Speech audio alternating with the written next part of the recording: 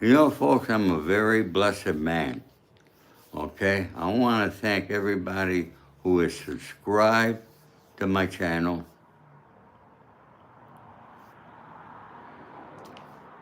Where's Lindy?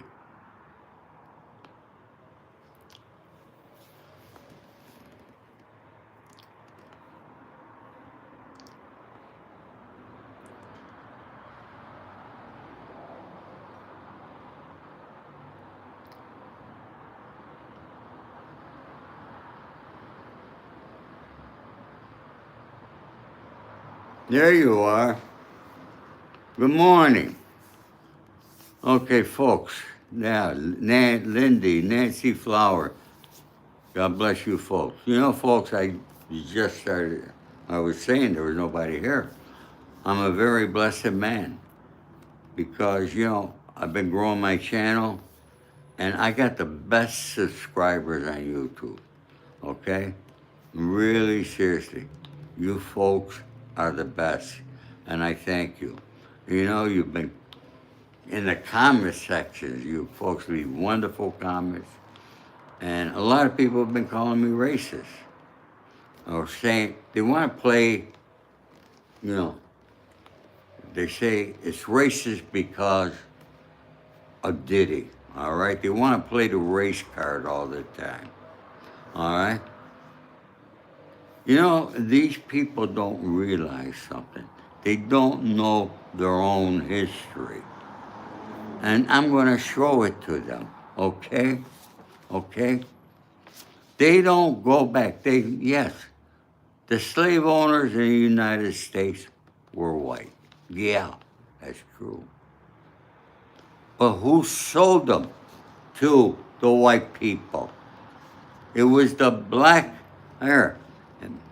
the enslavers who sold Africans into the transatlantic slave trade were other black Africans who captured or purchased individuals from different ethnic groups and then sold them to the European traders.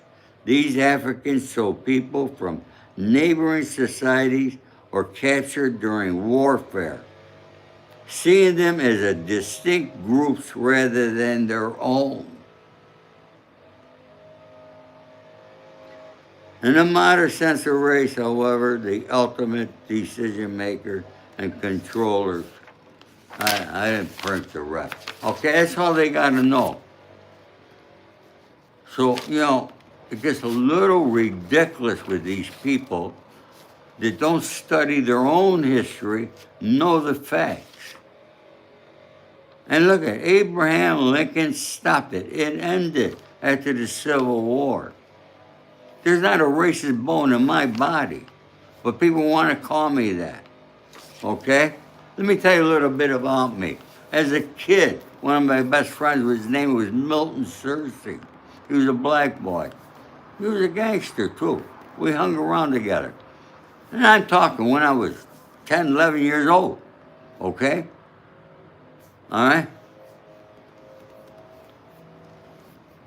I hope I live another 20 years.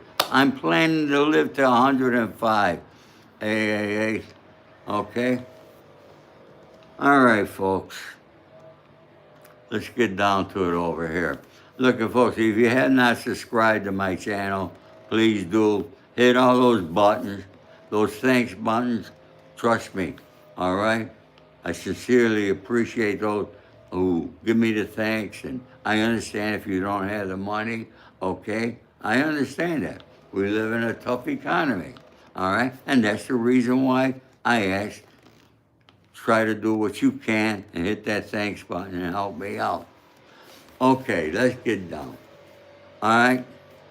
This guy Murrell, he's normally the first one out talking about things, and he's talking about the hearing.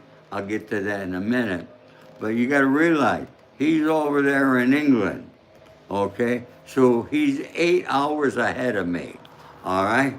So he gets the stuff from Pacer, all right? Because, hey, he's in a different time zone across the pond over there.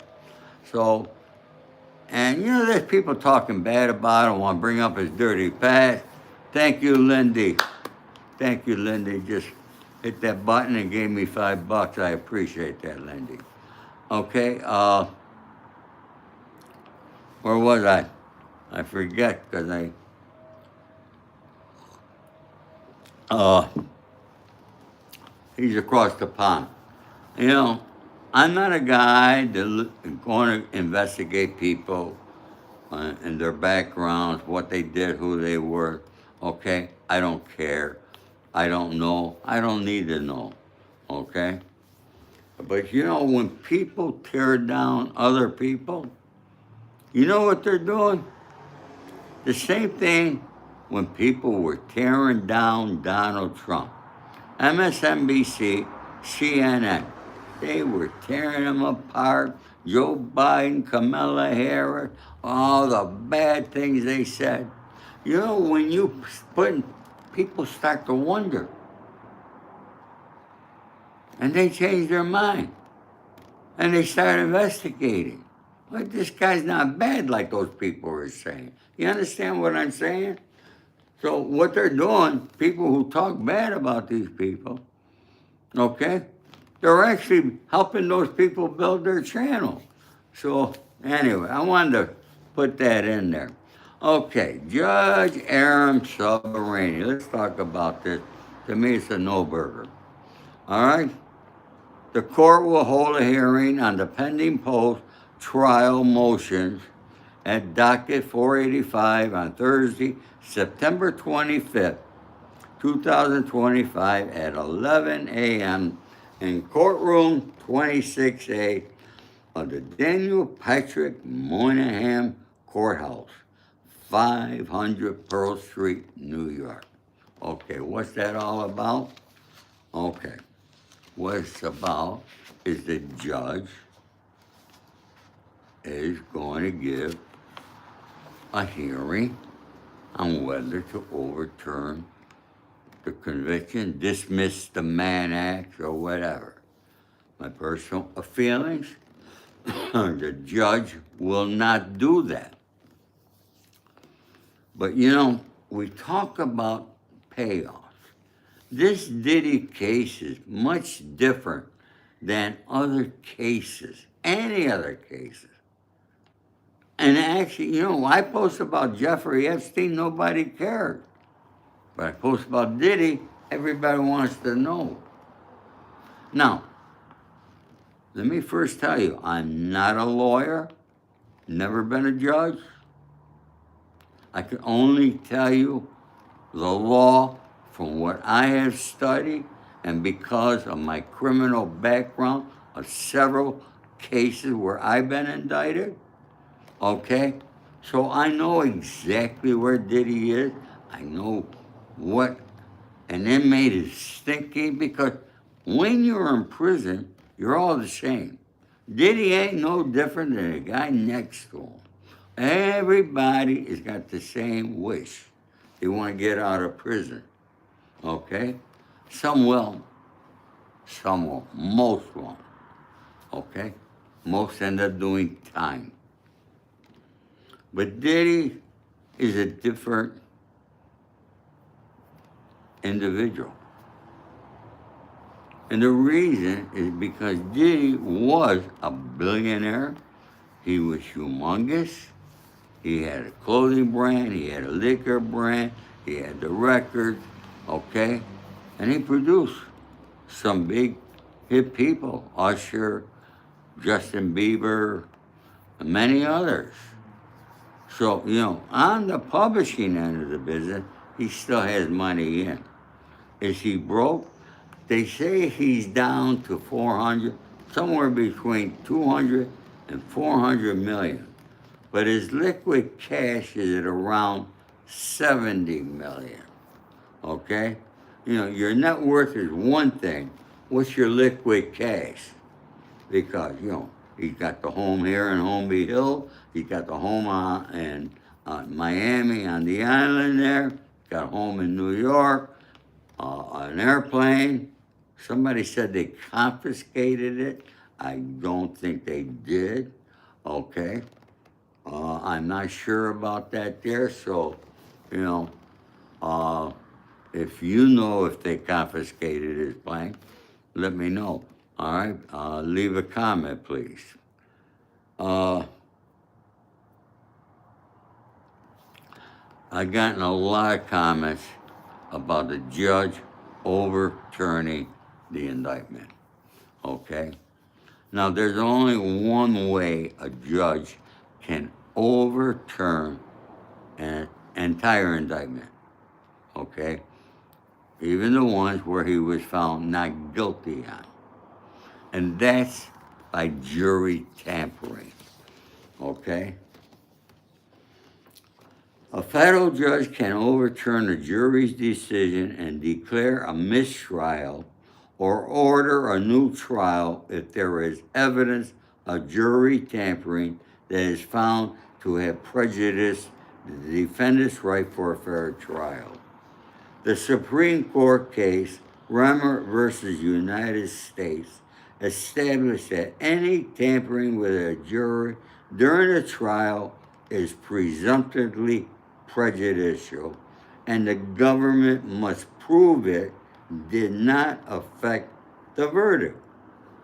If this burden is not met after a Remmer hearing, it's called a Remmer hearing, okay, the court will typically order a new trial. Now, what is jury tampering? Jury tampering occurs when an outside party tries to influence a juror, often through illegal contact or bribery.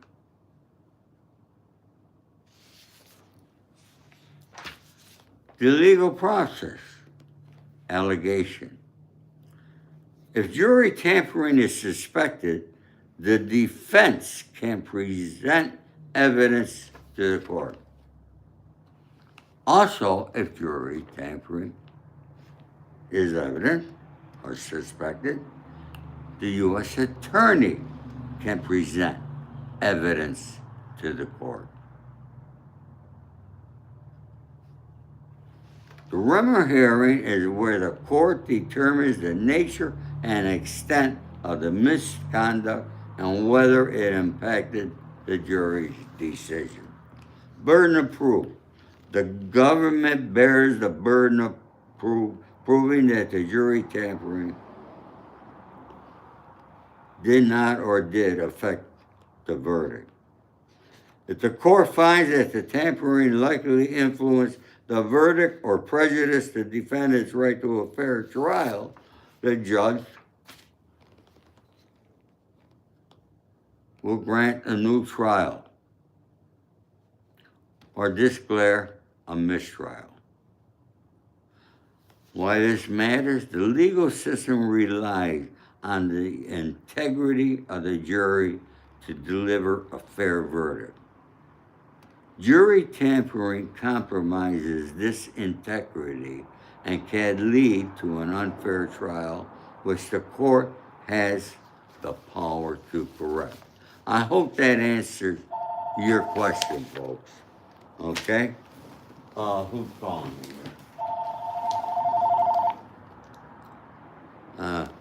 Scam call. All right,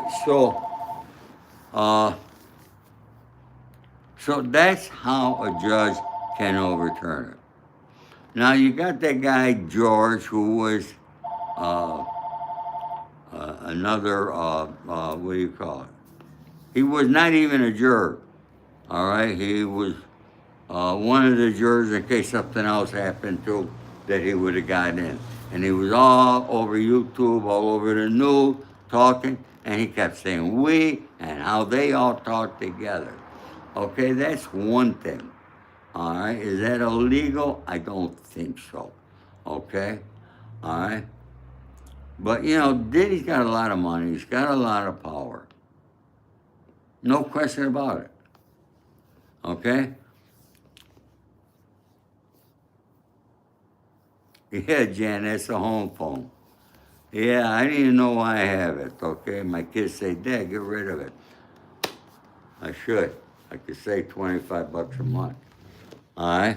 It used to be 10, now it's 25. Honestly, I'm going to get rid of it. What do I need it for? Uh, but, you know, and the John Gotti, okay, and Diddy is not a John Gotti. No way. No how could he ever be a John Gotti, okay?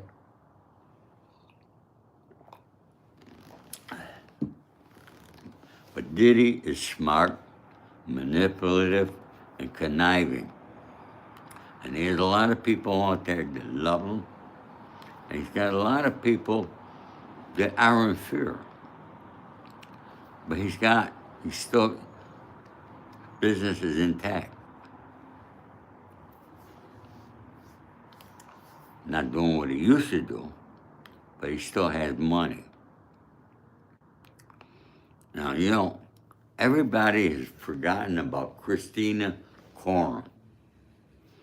Everybody's forgot about the lawyer that he had who recused himself from the defense.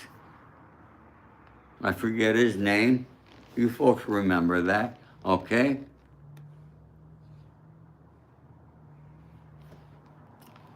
I can't remember his name. Why did he recuse himself? I don't have the answer. I can only give you my speculation. Because he was in a position to make millions of dollars like Diddy's other lawyers are doing. And he recused himself and got out of the case. So maybe he didn't like the way the other Mark Agnelloff, maybe they were conniving something. Maybe they were working behind the scenes to do something. I don't know. But that's my perception. Okay, I want to make that clear. I'm thinking like if I were there and I had the power and I were Diddy's lawyers and I had access to Christina Coram, okay, and the security guards that you don't hear about no more. And I don't know if they're going to come back, pop up, and be another indictment. All right? All right?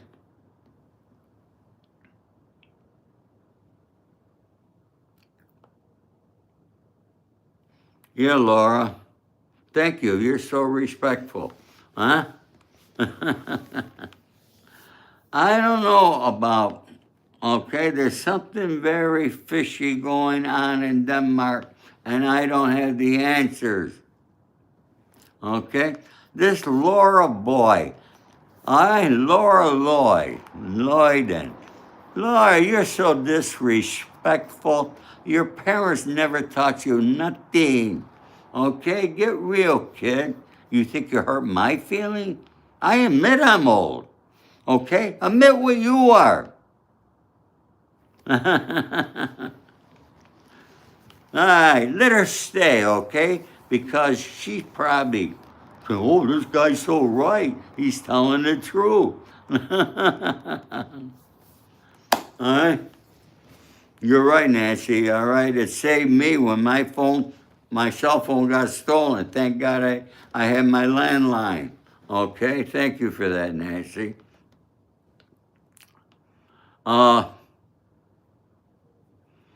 Okay, do I have any girlfriends? No, I don't. I keep looking, but I ain't finding nothing, because what I want, all right? Okay, I'm not looking to get married. I'm not looking to live with somebody. But I'm looking for somebody in my neighborhood wants to get together a couple times a week, have lunch, dinner. She got her own place. I keep my place. We come after lunch or dinner, we cuddle. She gets up and she goes home. Okay? Or if I'm at her place, I get up and I come home. All right? So, you know, Can I still be active sexually at my age? Yes, I can. I can tell you that. Okay? I'm fairly healthy, folks. Uh, God bless the Lord and thank you. Okay? Uh, I seriously am. Uh, but, folks, talking about so many bad things, let me change the subject a little bit. Okay? My dearest friend, he's like my son out of Nashville, Tennessee. Uh, he's flipped over 700 homes. He's done very well for himself and his family. And he's trained a lot of people and how to do it, how to flip homes, okay, how to renovate them, how to sell them, make money, and so forth. And one individual that did extremely well was a young girl that he trained many years ago. And now at 36, and this girl's only 36 years old. They found cancer in her throat and her tongue. They sent her to another hospital, and it's just so terrible when I hear about these things happening to young people who are good people, promising people. All right?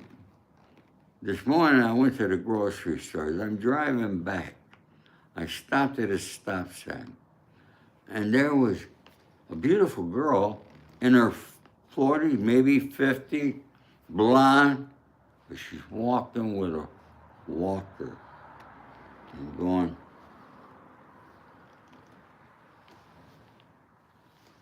All right, and I sat there at that stop sign and watched her, trying to figure her out. Was she in an accident? Okay. Or is it an illness?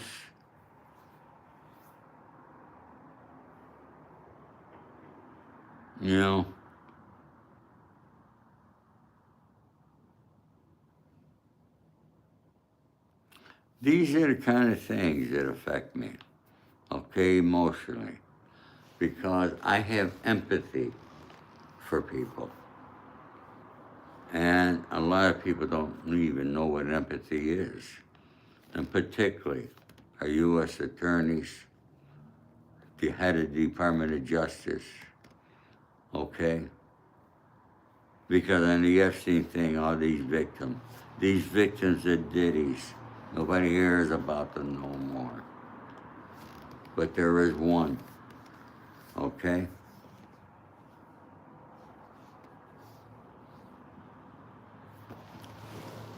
All right. Everybody said, will there be new charges of Diddy? I'm not the U.S. attorney. I'm not the FBI. That's not my decision, okay?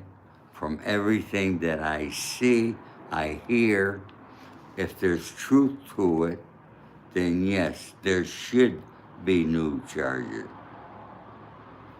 Is there a grand jury in session about bringing a new indictment against Diddy? I don't know. But there's two different cases. There's one going on in Las Vegas under Tupac, who the guy, Keefe Davis, who claims he's the one or gave the gun to unalive Tupac Shakur. And let me read it. USA Today did an article yesterday. And I'm not going to sit here and be one of these people and read you the entire article, okay? I could have sat here and read you the entire thing that the judge put in this morning, okay? It's a no-burger. The judge, submarine, doing the right thing to hear the defense, what they got to say, and is it worthwhile, and so forth. All right? It's up to the judge, not me, not you. All right, but let's get to this guy, Keefe David, a little bit of what USA wrote. Dwayne Keith Keefe Davis, D, charged with Tupac Shakur's murder, alleged Sean Diddy Combs offered a $1 million bounty for Shakur and Suge Knight. Recent civil lawsuits against Combs include new allegations of his involvement in Shakur's 1996 murder, which he has repeatedly denied, of course. Any defendant denies. It's just not Diddy. It's what defendants do. Davis is the only person charged in the murder, is awaiting trial, and is the only living person from the car involved in the drive-by shooting.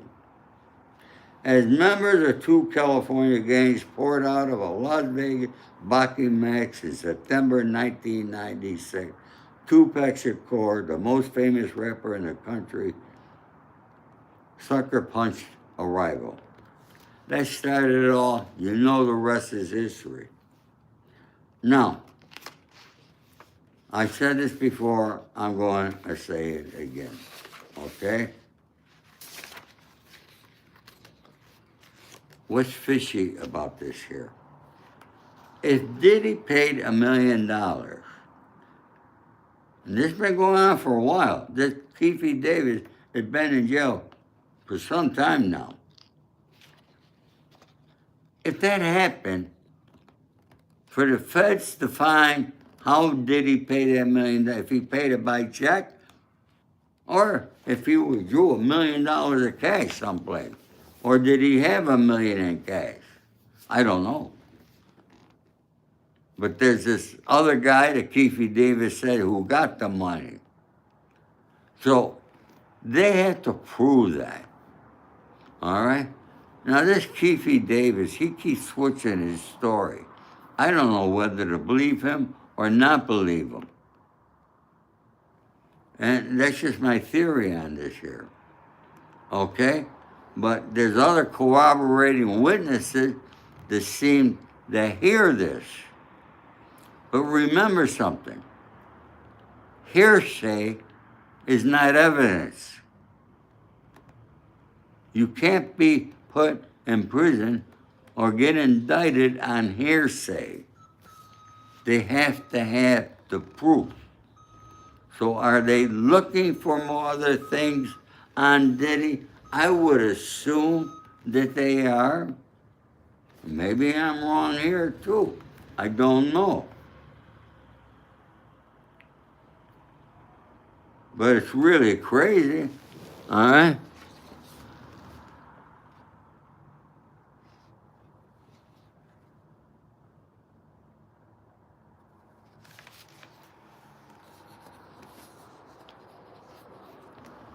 How you doing, Stopping Bob? All right, folks, please, all right, like, subscribe, okay, and please hit that thanks button, okay? I appreciate it. Somebody asked me they wanted to put money in my PayPal. I don't have a I have PayPal, I have Venmo. They wanted to put money in my Cash App. I do not have a Cash App. I don't know why. I started a Cash App on here, and all of a sudden, all right, I've been hacked on my Cash App. I don't know how. They don't know how. They're investigating. So at this time, I don't have a Cash App. All right? So, but I'm happy with the thanks button, even though I have to pay 30% goes to YouTube. But I thank YouTube for giving me a platform to be able to come here and give you my wisdom, my story, and so forth. Okay?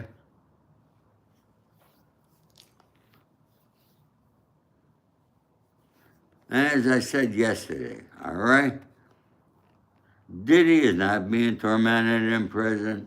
Nobody's bothering him. Diddy is in a very special place in the prison with only 20 inmates. Only 20. Oh, when you get in a dorm, there's 120 to 240 people in the dorm. Okay? 120 on each side. All right? With the guard in the middle, the guard's office. Where Diddy's at, he should be happy. He's with other high, they don't call him high, all right? The number of high profile inmates at the Metropolitan Detention Center, MDC Brooklyn, is not publicly tracked, but the facility houses federal detainees from all security levels, including those awaiting trial for high profile cases. While the total population can fluctuate, which it normally does between 1,700, 1,800 people in MDC, all right? It's like a bus station, all right? The buses come in, they go out. People coming in, people going out, okay? Once you're convicted, and once you've been sentenced, then you get sent to a prison. I was there for 30 months, 2.5 years. It was intentionally, when they started the whole process of the detention center, to be there no longer than 7 months. But our courtrooms are so jam-packed, all right, that it takes longer.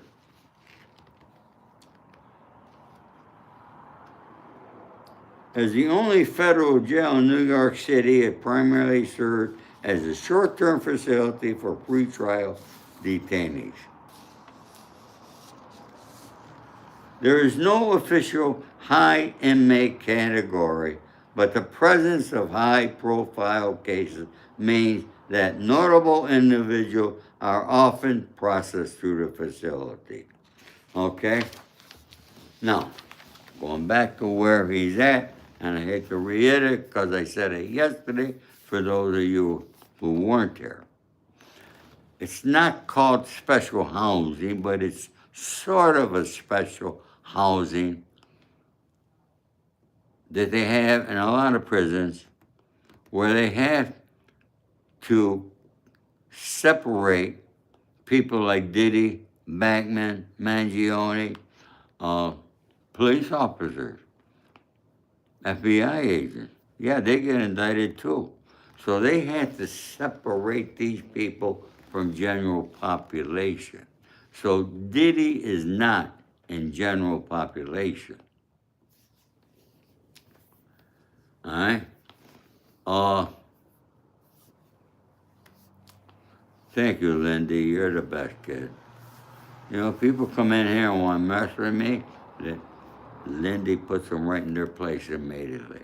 Okay, with the, you know, people who don't follow community guidelines and that sort of thing.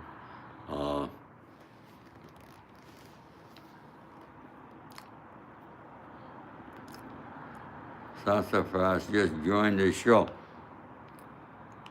Hello, Sassafras. My friend Carrie, thank you. How you doing? I'm going to see Carrie tomorrow. Okay? I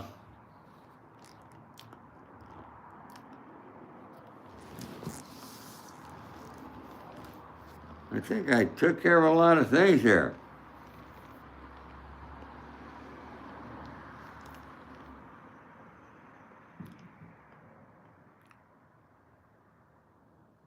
Yeah, Joe.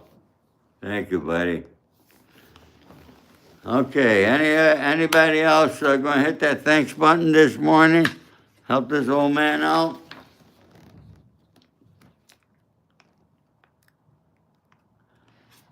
Oh, by the way, going back to the people, say it's racial. Wants to play a race card. Oh, did they forget who indicted him initially? His name is Damian Williams. And the last time I checked, Damian Williams was black.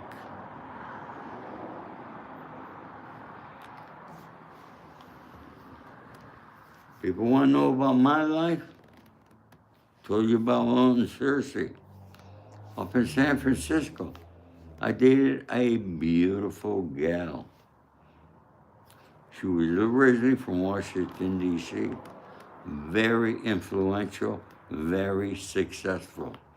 Guess what? She was black. So yes, I have dated black women too. Okay? All right? I'm not prejudiced, folks. Okay?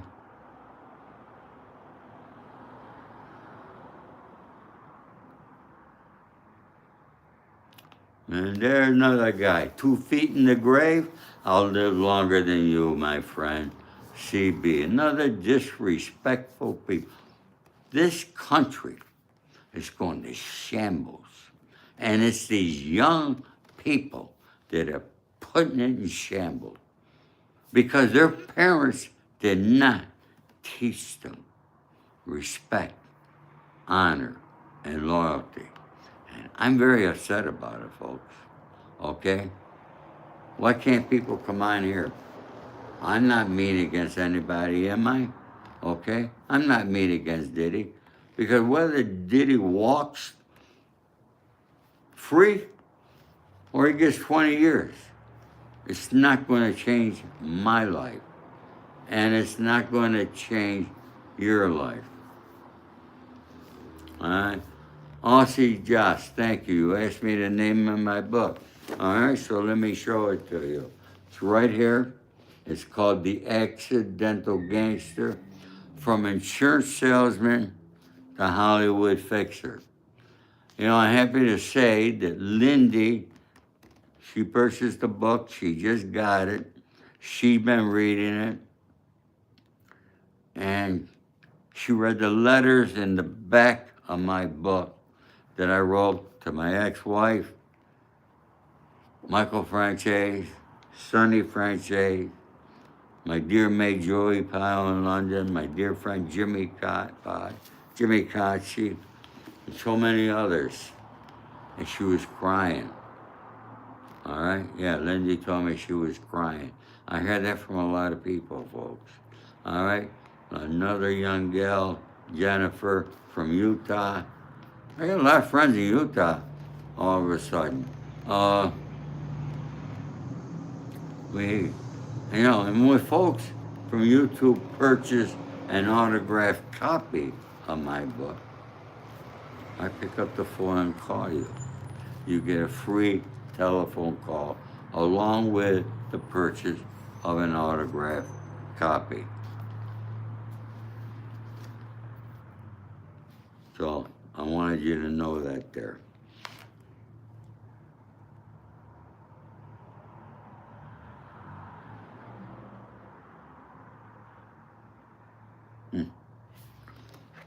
I just opened the book, and you know what? I'm going to do something.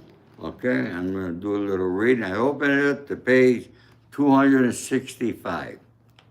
The Queen Mary and Titanic. 1997, Walter Fyson was living in Beverly Hills. Published a magazine about local strip joints. I haven't given up on my idea of doing something with the Queen Mary that would make some good money for Joe Pervitel and me. Joe was the head of the Queen Mary. I discussed the situation with Walter, the marketing genius. We came up with a workable plan that would increase Joe's business at the Queen Mary, and I scheduled a meeting with him and Howard Bell aboard the ship. So we had the meeting. I opened the meeting. Walter and I developed some ideas we think will make the Queen Mary a place that visitors will come back to time after time.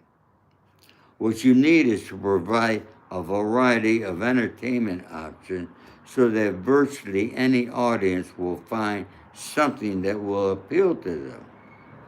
The ship is too big and has so many venues to put on shows.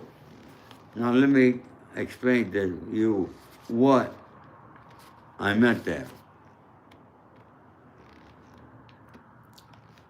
Okay, what I meant by that was the Queen Mary was what was considered a one-stop destination. If you went there one time, there was no need for you to go back to see it again, okay? So I had to provide entertainment that would bring people from the local community, come back, and come back, okay? And that's what I did at the Queen Mary.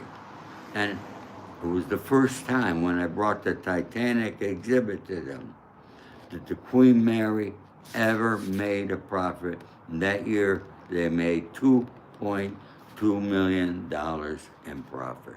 It was because of me. So, you know, a lot of you folks don't know I'm a businessman. I'm pretty good at business. I understand business. And those were the things that I wanted to talk to people about on YouTube, okay? I wanted to come out here and, you know, give you the experience that I had in my various businesses, how I overcome fears, how I overcome obstacles, okay? And keep going. I wanted to do that.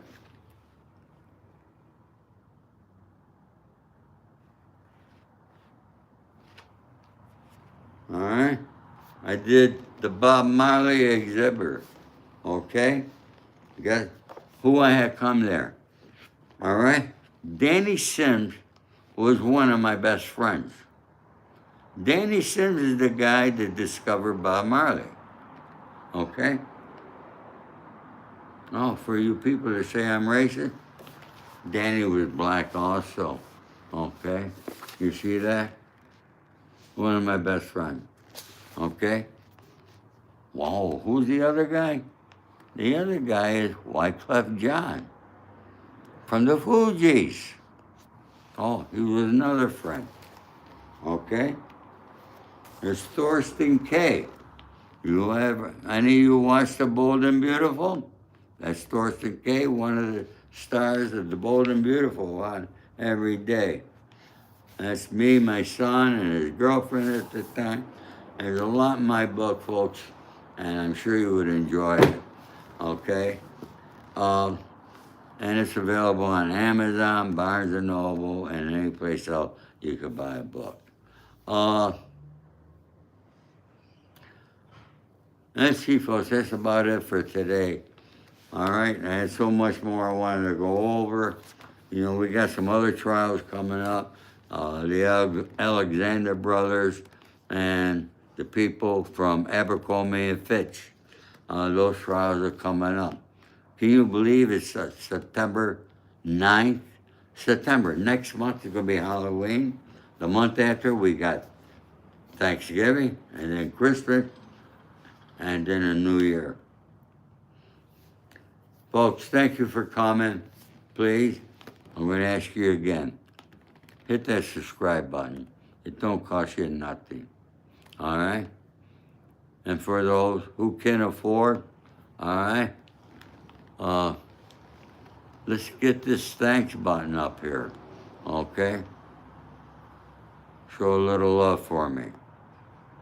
All right, everybody. I'm going to take a walk now. The sun's finally trying to break through over here in California. All right. All my love and respect, everybody. Think positive, be happy, and do something kind for others. Please. All right? Do something kind for others, and I guarantee you it will come back to you and tenfold. Take care, everybody.